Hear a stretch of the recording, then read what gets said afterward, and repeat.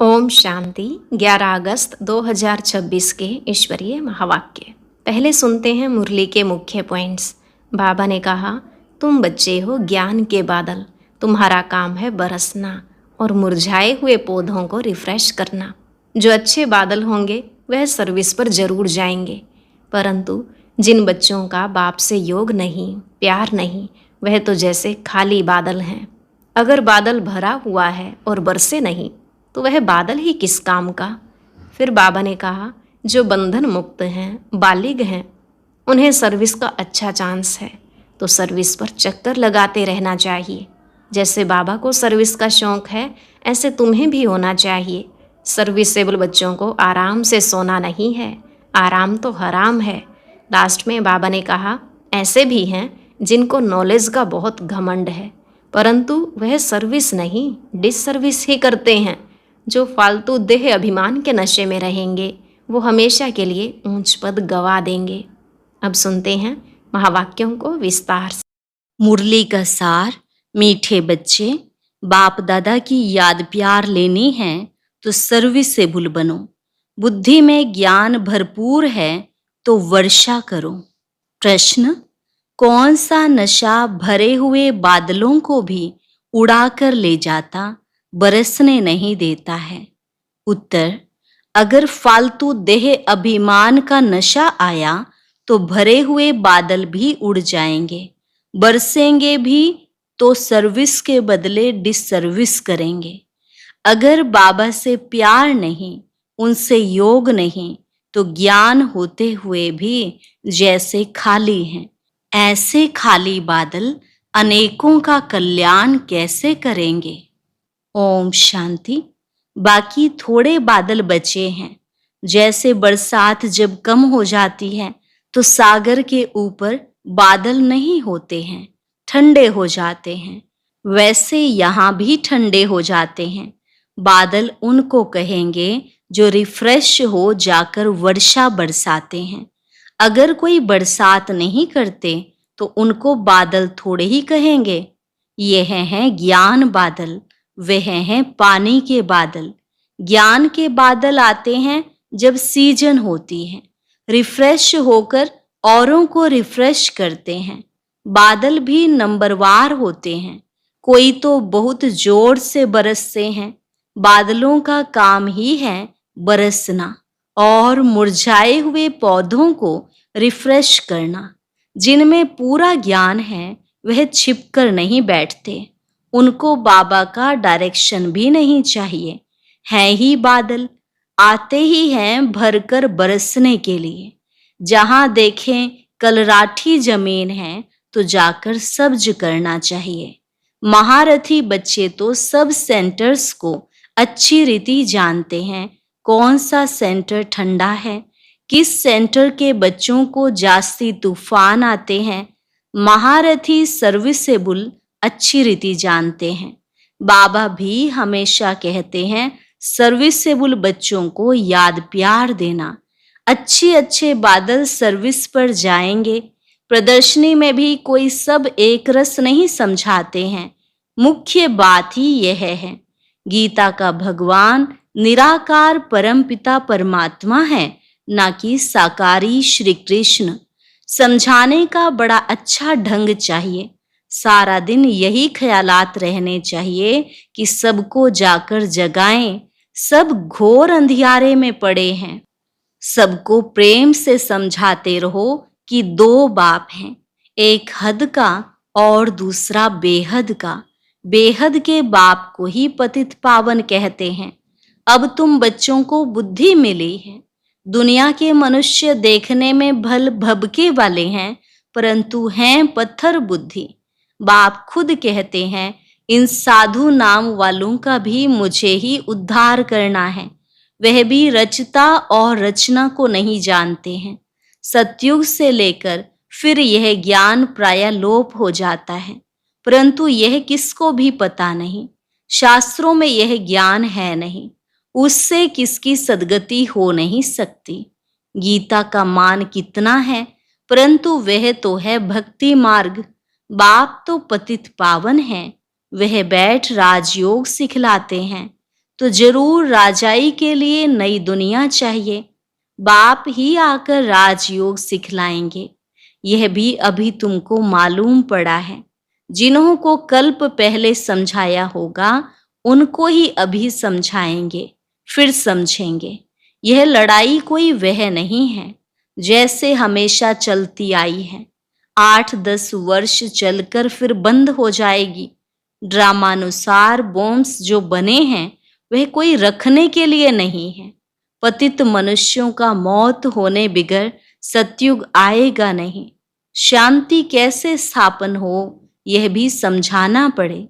शांति स्थापन करना व श्रेष्ठाचारी दुनिया बनाना यह तो एक बाप का ही काम है।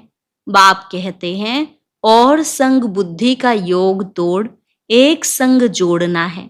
देह सहित जो भी कुछ देखने में आता है इन सब से तोड़ना है। अब हमको वापस जाना है तो घर को ही याद करना है। अभी तुम समझते हो यह है मृत्यु लोक।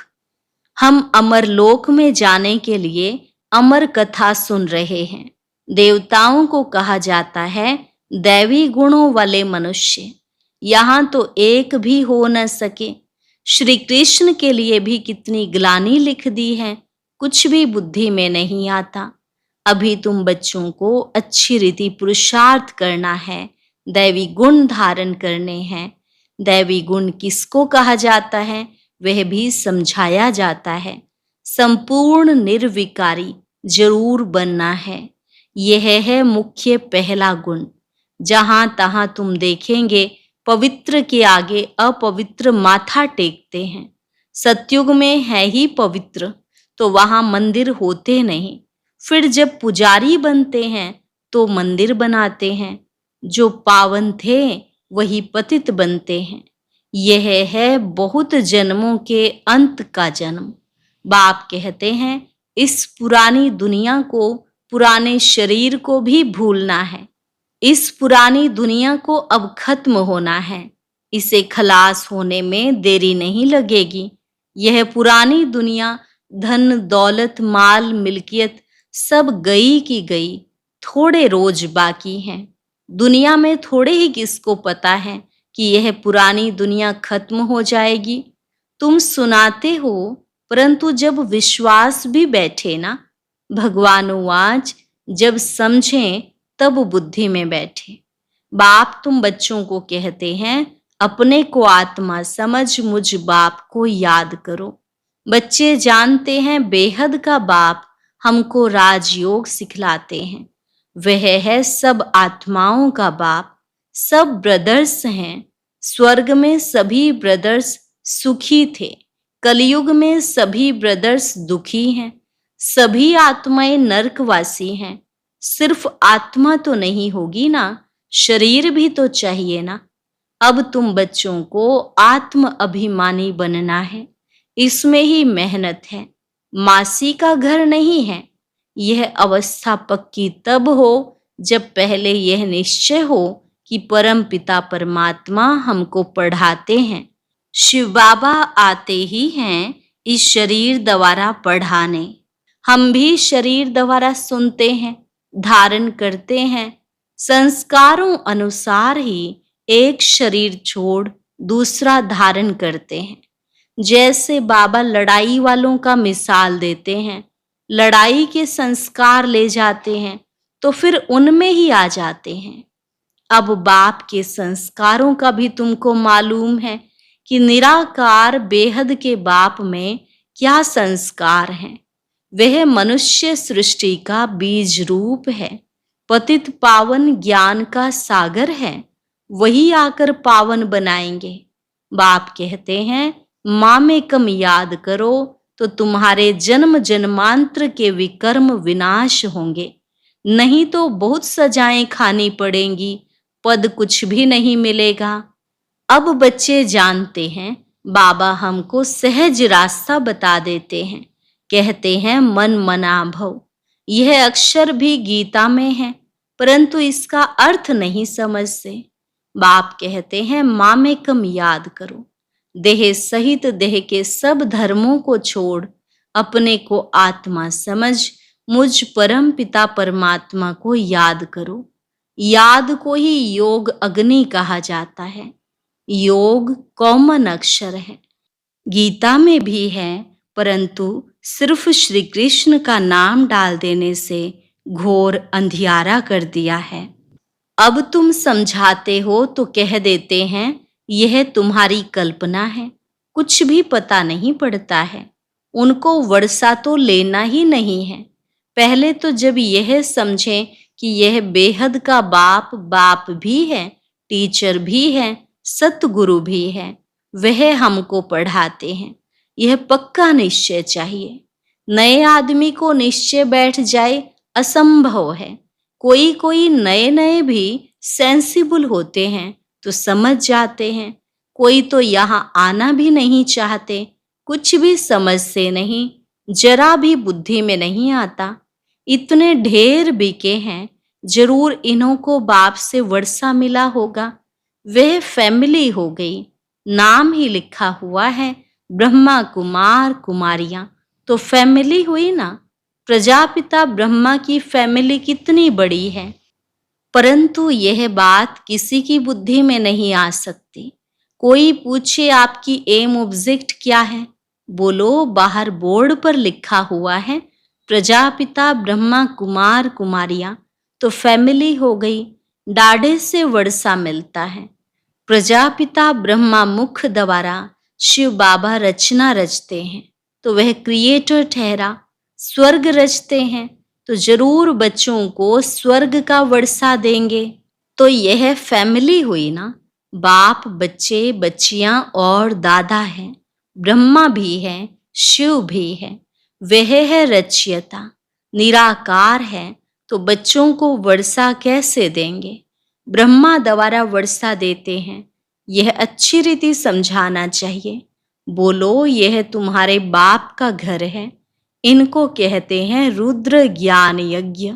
हम ब्राह्मण हैं, बाप के सिवाय और कोई राजयोग सिखला न सके। गीता में भी है ना, मन मना भव अर्थात मामेकम याद करो।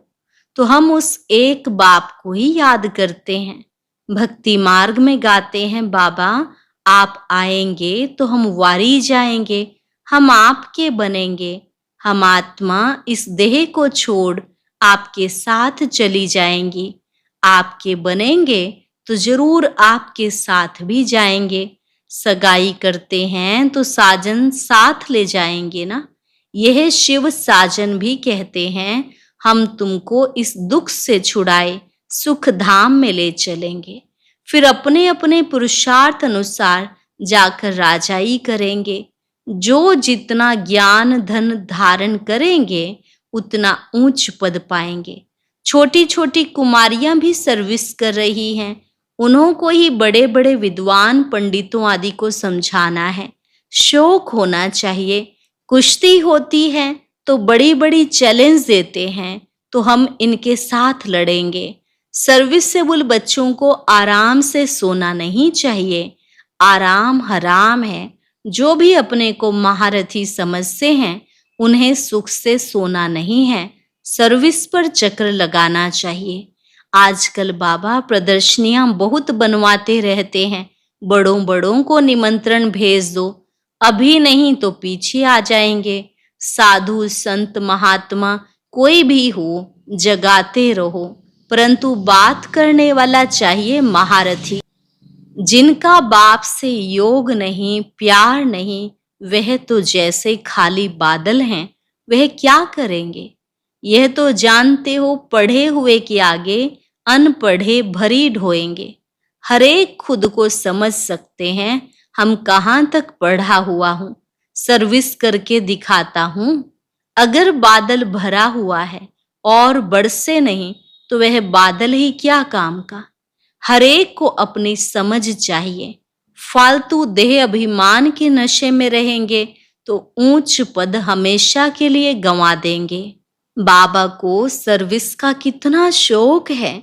गवर्नमेंट को समझाना चाहिए तो हमको हाल दो, जहां हम यह रूहानी सर्विस कर मनुष्य को देवता बना दें। बाप आए ही हैं राजयोग सिखाने, लेकिन युक्ति युक्त समझाना चाहिए। जो भाषण ही नहीं जानते वह थोड़े ही समझा सकेंगे। ऊंच पद पा न सके, पद वह पा सकेंगे जो सर्विस करेंगे। बड़ों बड़ों को लिखो तो इस नॉलेज के बिगर भारत का व दुनिया का कल्याण नहीं हो सकता। एजुकेशन है मुख्य। इन लक्ष्मी नारायण ने भी एजुकेशन से ही पद पाया ना। अगले जन्म में राजयोग सीखे हैं। हम भी अभी यहाँ पढ़ रहे हैं। स्कूल में स्टूडेंट समझते हैं हम यह इम्तिहान देकर फिर जाकर यह बनेंगे। यह तुमको नॉलेज मिलती है, वह इस दुनिया के लिए नहीं है। तुम भी पढ़ते हो भविष्य 21 जन्मों के लिए, प्रारब्ध बनाने के लिए। वह पढ़ते हैं इस जन्म के सुख के लिए, तो वह भी पढ़ना है और साथ साथ यह भी शिक्षा सीखनी है। इसमें डरने की बात नहीं। स्पिरिचुअल नॉलेज क्यों नहीं लेनी चाहिए? चित्र लेकर जाकर समझाना चाहिए। बोलो, नॉलेज सबके लिए बहुत जरूरी है, परंतु बच्चे अजुन खड़े नहीं होते। नौकरी टोकरी में फंसे हुए रहते हैं, बंधन मुक्त हैं, तो फिर सर्विस में लग जाना चाहिए। श्रीमत पर सब चलने वाले तो है नहीं, बीच में माया घोटाला मार देती है। कोई कोई बच्चों को शौक बहुत है, परंतु नशा नहीं चढ़ता कि हम जाएं बहुतों का कल्याण करें। तो बाबा भी समझें, जबकि बालिग हो गए तो गुटखा क्यों खाना चाहिए? कह सकते हैं कि हमको तो भारत का उद्धार करना है। सच्ची सेवा कर मनुष्य को देवता बनाना है। बाबा को तो वंडर लगता है, नशा नहीं चढ़ता। इसलिए बाबा कहते हैं रजो बुद्धि है। चांस बहुत अच्छा है। ऐसे भी बहुत हैं जिनको नॉलेज का घमंड बहुत है, परंतु डिसर्विस बहुत करते हैं। यह तो गुड़ जाने, गुड़ की गोथरी जाने। राहु का ग्रहण बैठ जाता है, बृहस्पति की दशा उतर राहु की बैठ जाती है। अभी अभी देखो अच्छा चल रहा है, अभी अभी देखो फिर ग्रहचारी बैठ जाती है, गिर पड़ते हैं। बच्चों को तो बहुत बहादुर होना है, पान का बीड़ा उठाना है। हम इस भारत को स्वर्गवासी बनाकर छोड़ेंगे। तुम्हारा धर्म है नरकवासी को स्वर्गवासी बनाना, भ्रष्टाचारी को श्रेष्ठाचारी बनाना। बाबा नशा तो बहुत अच्छा चढ़ाते हैं, परंतु बच्चों में नंबरवार चढ़ता है। अच्छा, मीठे मीठे सिकिलधे बच्चों प्रति मात पिता बाप दादा का याद प्यार और गुड मॉर्निंग। रूहानी बाप की रूहानी बच्चों को नमस्ते। रूहानी बच्चों की रूहानी बाप दादा को नमस्ते नमस्ते, गुड मॉर्निंग। शुक्रिया बाबा, शुक्रिया। धारणा के लिए मुख्य सार। पहली पॉइंट, बंधन मुक्त बन भारत की सच्ची सेवा करनी है। रूहानी सेवा कर मनुष्य को देवता बनाना है। ज्ञान के घमंड में नहीं आना है, रूहानी नशे में रहना है। दूसरी पॉइंट, निश्चय बुद्धि बन पहले अपनी अवस्था पक्की करनी है। देह सहित जो कुछ देखने में आता है उनसे तोड़ना है और एक बाप के साथ जोड़ना है। वरदान, करना और कहना, इन दो को समान बनाकर क्वालिटी की सेवा करने वाले सच्चे सेवाधारी भव। करना और कहना, इन दो को समान बनाकर क्वालिटी की सेवा करने वाले सच्चे सेवाधारी भव। सदा अटेंशन रहे कि पहले करना है फिर कहना है। कहना सहज होता है, करने में मेहनत है। मेहनत का फल अच्छा होता है, लेकिन यदि दूसरों को कहते हो, स्वयं करते नहीं, तो सर्विस के साथ साथ डिससर्विस भी प्रत्यक्ष होती है। जैसे अमृत के बीच विष की एक बूंद भी पड़ने से सारा अमृत विष बन जाता, ऐसे कितने भी सर्विस करो, लेकिन एक छोटी सी गलती सर्विस को समाप्त कर देती है। इसलिए पहले अपने पर अटेंशन दो, तब कहेंगे सच्चे सेवाधारी। स्लोगन: अनेकता में एकता लाना, बिगड़ी को बनाना, यह सबसे बड़ी विशेषता है। अनेकता में एकता लाना, बिगड़ी को बनाना, यह सबसे बड़ी विशेषता है। अव्यक्त इशारे: अपवित्रता के बीज को भी समाप्त कर संपूर्ण स्वच्छ पवित्र बनो। जब अपवित्रता अर्थात काम महाशत्रु स्वप्न व संकल्प में भी वार न करे, तब कहेंगे डबल अहिंसक। सदा भाई भाई की स्मृति सहज और स्वतः स्मृति स्वरूप में रहे। कभी अपनी संपूर्ण सतो प्रधान स्टेज से नीचे गिरकर अपना घात नहीं करना। आत्मा के असली गुण स्वरूप और शक्ति स्वरूप स्थिति से नीचे आना अर्थात विस्मृत होना, यह भी पाप के खाते में जमा होता है। आज का अव्यक्त ज्ञान मोती सुनने के लिए ऊपर दिए गए बॉक्स पर क्लिक करें। अगर बॉक्स दिखाई नहीं दे रहा है तो ऊपर जो कॉर्नर में शो लिखा हुआ है उस पर क्लिक करें।